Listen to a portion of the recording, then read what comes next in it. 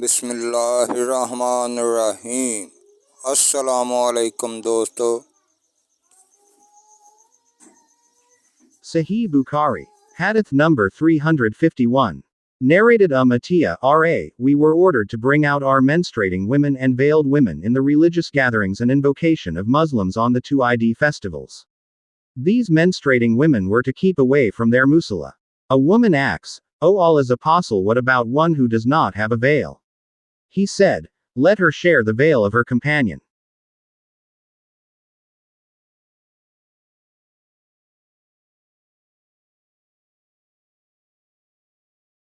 Sahih Bukhari Hadith number 352 narrated Muhammad bin al-Munkadir, Ra.